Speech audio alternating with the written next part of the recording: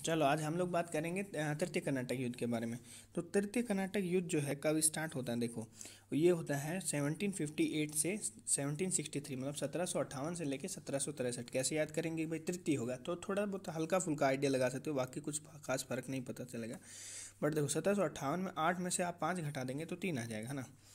8 minus से 5 कर देंगे, 8 माइनस 5 कर देंगे तो 3 आ जाएगा। तो ये इससे पता चल सकता है कि ये तृतीय विश्व जो कर्नाटक युद्ध है उसका ये डाटा है। और लास्ट में 63 है, तो इस समय ख़त्म हो जाता है तृतीय जो कर्नाटक युद्ध है, तो उसमें भी 3 आ रहा है। तो इससे भी ये अंदाज़ा लगा सकते हैं कि हो सकता है ये तृतीय कर्नाटक युद्ध का ही हो, है ना। और इसमें देखो क्या क्या लिखा है उसके बारे में हम आपको बता देते हैं कि द्वितीय कर्नाटक जब युद्ध होता है तो उसका समाप्ति होता है कि संधि के साथ। उसका संधि जो होता है वो पांडिचेरी का संधि होता है। इसके लिए हम ट्रिक बताए थे, EPF, है ना। तो पांडिचेरी का संधि जो है द्वितीय कर्नाटक युद्ध में होता है फ्रांस और अंग्रेजों के बीच, ठीक है। तो अब जो है ये क्या है, ये संधि अप्रासंगिक हो जाती है, इलॉजिकल हो जाती है, क्योंकि युद्ध होना स्टार्ट हो जाता है वापस फ्रांस और अंग्रेजों के बीच में। तो ये जो संधि इन लोगों ने की फिर से वो इलॉजिकल हो जाती है, ठीक है। अब देखो यहाँ पे यही लिखा है कि जो पांडिचेरी की संधि जो थी वो अस्थायी साबित हुई, क्योंकि वो फिर से वापस यूरोप में वो लोग लड़ने लग गए थे, फ्रांस और अंग्रेज, ठीक है। अब क्या होता है ना कि 1756 में फ्रांसीसी और अंग्रेजों के बीच सप्तवर्षीय युद्ध, हम पहले ही बोल दिए कि युद्ध होने स्टार्ट हो जाता है, 7 वर्षों तक उन लोगों का युद्ध होता है। इस युद्ध में एक बार फिर भारत में अंग्रेजों और फ्रांसीसियों के बीच युद्ध का वातावरण स्थापित हो जाता है, ठीक है, ठीक है। अब भारत में अंग्रेजों के बढ़ते वर्चस्व को रोकने के लिए, अब देखो ये अब क्या होगा ना कि अब जो है तृतीय विश्व युद्ध, तृतीय कर्नाटक युद्ध के बाद में क्या होगा कि फ्रांसीसियों का वर्चस्व एकदम खत्म हो जाएगा, ठीक है, ठीक है। जब तृतीय कर्नाटक युद्ध खत्म हो जाएगा, लास्ट में पेरिस की संधि हो जाएगी, तो फ्रांसीसियों का वर्चस्व जो है भारत में ऑलमोस्ट खत्म हो जाएगा, ठीक है। तो उससे पहले, जैसे आदमी मरने से पहले क्या करता है, थोड़ा बहुत तड़पता है ना कि भाई कुछ कर ले जी पाए, तो वही हो रहा है। अब देखना वही होगा कि जो फ्रांसीसी लोग थोड़ा बहुत तड़पेंगे कुछ कुछ करने के लिए, अपने वर्चस्व बढ़ाने के लिए और अंग्रेजों का वर्चस्व कम करने के लिए। परंतु आपको पता ही है कि फाइनली अंग्रेज ही जीतता है, तो ऑब्वियसली वर्चस्व अंग्रेज का ही बढ़ेगा। पर उससे पहले क्या क्या होता है वो उसके बारे में दिया हुआ है। जैसे अब क्या हो रहा है, भारत में अंग्रेजों का वर्चस्व बढ़ रहा है, तो उसको रोकने के लिए फ्रांसीसी सरकार क्या करती है, अपना एक सेनापति हो रहा है वो काउंट कर रहा होता है कि कब जाऊंगा मैं, काउंट कब। तो उसका नाम भी वैसे ही है, काउंट डी लाली, काउंट डी लाली, CDL, ठीक है। काउंट डी लाली उसका नाम होता है, ठीक है। अब वैसे तो लाली हम लोग लड़का लड़की के लिए बोलते हैं, बट ये लाली है, क्या बोलें, जब इसके चेहरे पे लाली है तो गोरा है, तो लाली इसका नाम हो गया, ठीक है। और ये कब पहुंच जाता है, 1758 में भारत में पहुंच जाता है, ठीक है। अब ये क्या करते, अब इस समय क्या होता है ना कि बंगाल विजय से अंग्रेजों की स्थिति सुदृढ़ हो चुकी होती है, ठीक है। बंगाल विजय के कारण क्या होता है कि अंग्रेजों की स्थिति और ज़्यादा पावरफुल हो चुकी है ना। और 1757 में रॉबर्ट क्लाइव ने और वाटसन के सहयोग से क्या करता है, रॉबर्ट क्लाइव, जैसे रॉबर्ट क्लाइव और वाटसन, ठीक है, इमा वाटसन नहीं, वाटसन क्रिकेट वाला समझ सकते हो, है ना। रॉबर्ट क्लाइव और वाटसन जो है, इन्होंने बंगाल में फ्रांसीसियों की महत्वपूर्ण बस्ती जो होती है चंद्रनगर, CN, ठीक है, उनका जो है इनका क्या नाम है, फ्रांसीसियों की जो प्रमुख बस्ती होती है चंद्रनगर, उस पर ये लोग अधिकार कर लेते हैं। सिंपल, अब सोचो, अब तुम्हारा कोई बस्ती होगा और उस पर कब्जा कर लेगा, तो तुम्हारा प्रभुत्व को तो खतरा होगा ना कि भाई मेरे होते हुए यार इन लोगों ने कब्जा कर लिया, ये तो लानत है मतलब फ्रांसीसियों पर। तो ये वाला बात हो गया था वहाँ पे, ठीक है। और इसी बस क्या होता है कि अंग्रेज लोग प्लासी का युद्ध जो है वो जीत जाते हैं, विजय प्राप्त कर लेते हैं, और इससे उनका क्या होता है, बंगाल में उनका प्रभुत्व स्थापित हो जाता है। तो और ज़्यादा अब क्या है ना कि धीरे धीरे अंग्रेजों का इंग्लिश का प्रभुत्व बढ़ रहा है, और फ्रांसीसी चाह रहे हैं कि इसका प्रभुत्व हम घटाएं अंग्रेजों का, और वो अपना बढ़ाना चाह रहा है, ठीक है। तो वो क्या करेगा, अब काउंट डी लाली आ चुका है, उसको चुल मचा हुआ है कि किसी न किसी तरह से इसको भी अब घेरे में लें। तो काउंट डी लाली क्या करता है, देखो, तो लाली ने भारत में आने के बाद सबसे पहले अंग्रेजों की जो एक बस्ती रहती है फसड, फसड याद रखो, फसड, फिसड्डी या फिसड्डी याद रख सकते हो, फिसड्डी, फिसड्डी, इसे इसे आसानी रहेगा, ठीक है। तो FSD ऐसे याद कर लो, तो उस पर वो FSD पर कब्जा करने सोचता है, क्योंकि वो चंद्रनगर पर किए हैं, तो ये लोग सोचता है बदले में होता है ना भाई उसने चंद्रनगर पर किया है तो हम भी किसी पर करेंगे, होता है ना बच्चा लोग के टाइप में, जैसे वही यही लोग तो ये करते हैं FSD पर, मतलब फोर्ट सेंट डेविड, इस पर ये लोग कब्जा कर लेते हैं। ये अंग्रेजों की बस्ती होती है। ये भी पूछ सकता है कि फोर्ट सेंट डेविड क्या है, अंग्रेजों की बस्ती, अंग्रेजों का कारना, इस तरह से कारखाना, तो ये भी पूछ सकता है, ठीक है। तो फोर्ट सेंट डेविड पर उन्होंने कब्जा कर लिया, किन्होंने लाली ने, ठीक है। फोर्ट डेविड को जीतने के बाद लाली ने तंजावुर का घेरे। अब तो देखो फोर्ट, अब उसको फिर चुल मचा, फिर वो तंजावुर को घेरेगा, ठीक है। तंजावुर का घेरा लगाता है, ठीक है, कि तंजावुर को मतलब घेर लेता है पूरा लाली। परंतु क्या होता है कि यहाँ पे लंबे समय तक वो रहता है, पर उसका पूरा पूरा फायदा अंग्रेजों ने उठाया, और उन्होंने क्या है कि एक सैनिक टुकड़ी बंगाल से तंजावुर की तरफ भेज देता है। इसने घेरा लगाया, इधर इंग्लिश लोग भी आ रहे हैं, ठीक है, वो भी भेज दिया। और लाली को, अब सिंपल बात है, यहाँ पे जैसे मान लो ये तंजावुर है और यहाँ पे फ्रांसीसी लोग आके इसका घेरा लगा लिए, तंजावुर हो गया और ये फ्रांसीसी लोग हो गया। अब इधर से इंग्लिश लोग आ गया तो इंग्लिश लोग का भी घेरा हो गया, तो इंग्लिश लोग का घेरा हो गया, तो घेरे में फंस गया ना फ्रांसीसी लोग। तो लाली को यहाँ पे जबरन क्या है, पीछे हटना पड़ता है, और इससे और क्या हो जाता है, मतलब बुरा लगता है कि अभी तक जीत कुछ रहे नहीं थे, ऊपर से अंग्रेज लोगों ने और ज़्यादा पेल दिया हम लोग को, ठीक है। तो इस तरह से मतलब जो है फ्रांसीसियों का प्रभाव और कम होता जा रहा है।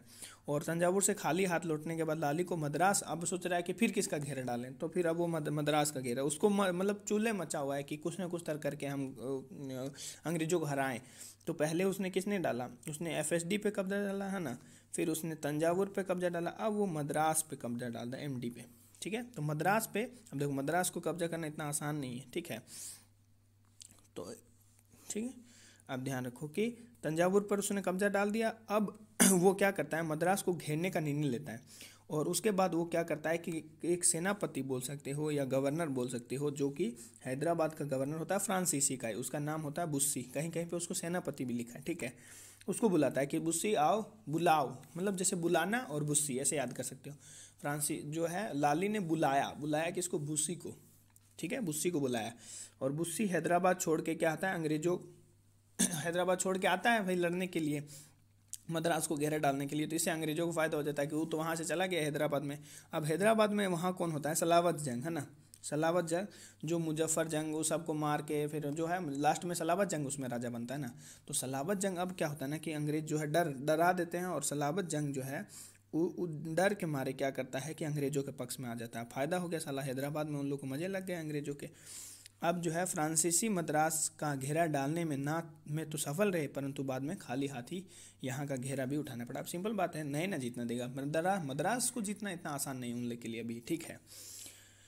फिर क्या होता है ना कि मद्रास के घेरे जो है, घेरे के 1 वर्ष बाद मद्रास को घेरा डाल दिया, अब कुछ फ़ायदा नहीं हुआ बोल के जाके बैठ के बोला बा कुछ नहीं हो रहा है यार, ऐसे मतलब होता है ना, कभी कभी आदमी बहुत थक जाता है और बहुत प्रयास करने के बाद भी कुछ नहीं होता, तो आज चाहता है कि थोड़ा आराम कर ले, शायद सोचने को कुछ काम मिले, सोचने से कुछ और मतलब निकल आए।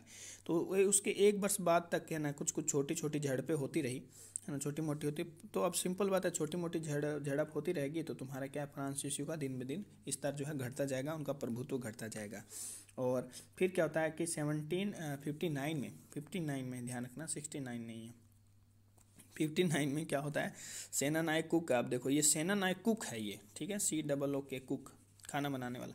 अब ये कुक है, कुक तो हमेशा ही अपने साथ बहुत सारा चीज़ लेके चलते हैं ना, जैसे रसोइये पसोइये, जो भी रोटी बेलने वाला, तो पर ये रोटी बेलने वाला नहीं, ये पेलने वाला है।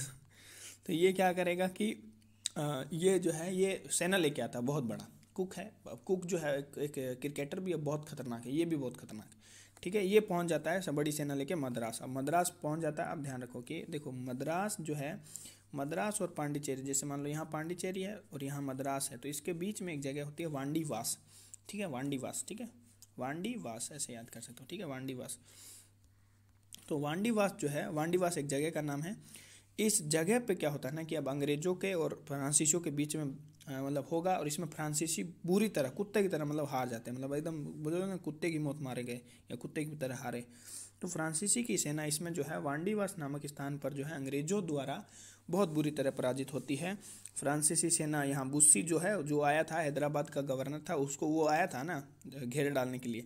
अब वहाँ पे इसको बंदी बना दिया जाता है, बंदे को बंदी बना दिया इन्हें, ठीक है। वस्तुतः वांडीवास के युद्ध ने भारत में फ्रांसीसियों के भाग्य का अंत कर दिया। देखो ऐसे भी याद करते हो, वांडीवास, देखो वास मतलब क्या होता है, धूल ना, धूल के कोई भी चीज़ क्या होता है, ख़त्म हो जाता है ना, धूल के ख़त्म हो गया, मतलब यहाँ पे जो है फ्रांसीसियों का एकदम वर्चस्व खत्म हो जाता है भारत में। अब उन लोग का मतलब भाग्य भारत में ख़त्म हो गया। अब देखो अब ये युद्ध खत्म हो गया है ना, अब एकदम हार चुके हैं फ्रांसीसी पूरा। तो क्या होगा कि 1763 में फ्रांसीसी और यूरोप में फ्रांसीसियों और अंग्रेजों के बीच क्या होती है, पेरिस की संधि होती है ना। अब देखो 1763 खत्म हो गया पूरा, मतलब तृतीय कर्नाटक युद्ध जो है खत्म हो चुका है, 1763 आ चुका है। अब यहाँ पे फ्रांसीसियों और अंग्रेजों के बीच में एक संधि और होती है, पेरिस की संधि। पहला जो द्वितीय द्वितीय में हुई थी वो पांडिचेरी की संधि थी, है ना। ईपीएफ जो था पांडिचेरी था द्वितीय में, और तृतीय में पेरिस आ जाएगा, ठीक है। सेम चीज़ रहेगा, ईपीएफ ही रहेगा, पर ये पेरिस की संधि हो जाएगा अंग्रेजों और फ्रांसीसियों के बीच में, ठीक है। देखो पेरिस पेरिस में 3 शब्द आते हैं, इसे भी पहचान सकते हो, ठीक है। ठीक है, तो अब जो है पेरिस की संधि हो गई, ठीक है। अब भारत में दोनों शक्तियों के बीच संघर्ष समाप्त हो गया। संधि होने का मतलब ये रहता है कि लास्ट में लड़ाई नहीं करना है, ठीक है। बोल दिए कि भाई लड़ाई उड़ाई नहीं करना है। अब जो पांडिचेरी और चंद्रनगर जीत लिए थे अंग्रेजों ने, वो बोला कि दे दो वापस, इन लोग गरीब है बेचारा, कुछ है नहीं इन लोग पास।